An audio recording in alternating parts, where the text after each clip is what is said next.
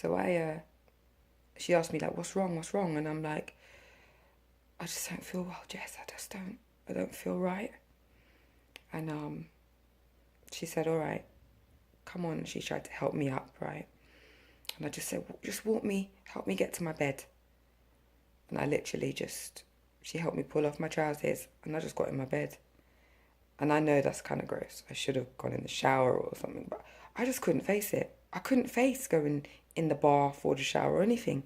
I just needed my bed. I felt so weak and tired, man. I didn't even eat anything. I just went in my bed.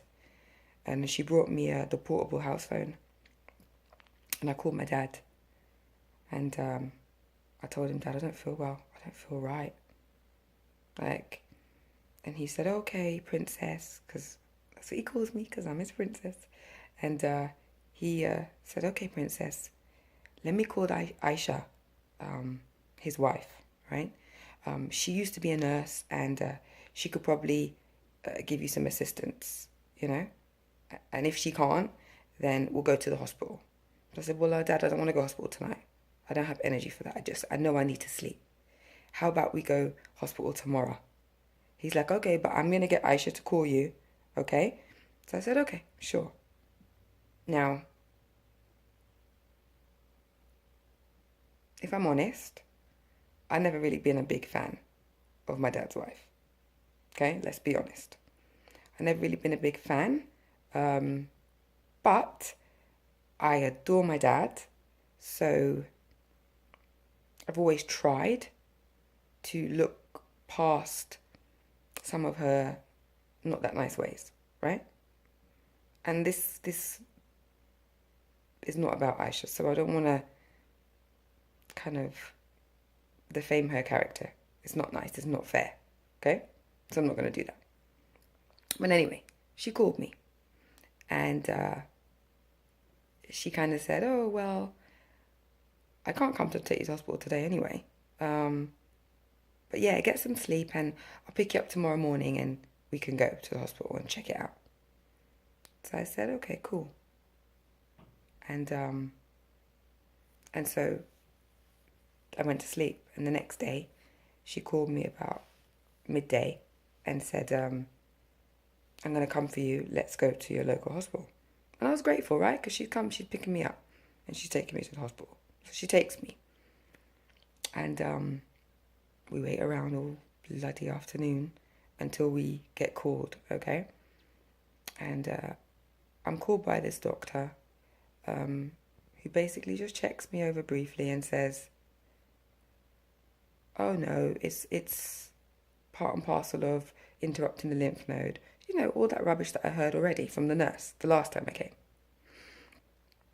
But I didn't have the energy to fight. You know, when you just feel, I just felt not right.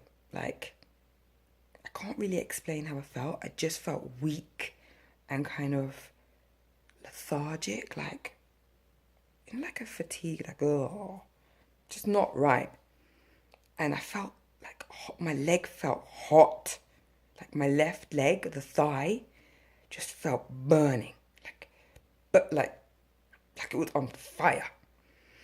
And I had this young doctor, and he wasn't even a full doctor. I think he was like a training doctor. And he came into my cubicle and he said, you don't look very well. And I remember him being from Cameroon because he had a strong accent. And I said, where are you from? And he said, Cameroon. And I said, oh, cool. And he said, you don't look very well. You look very pale. And can I just take your temperature? And I said, sure.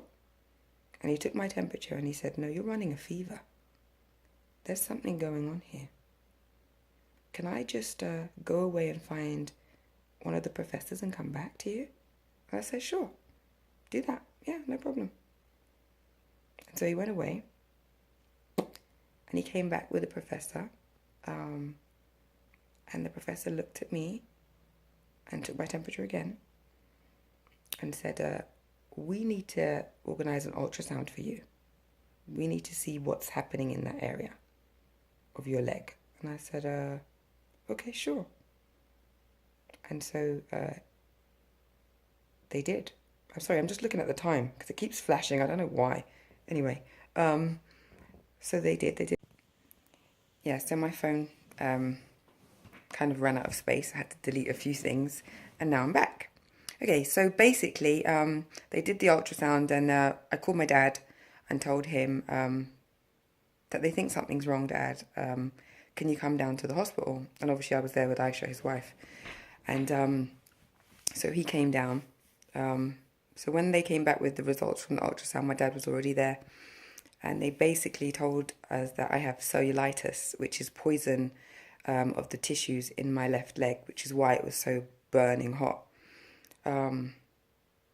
Okay, so I did think at this point, perhaps I should call my mum.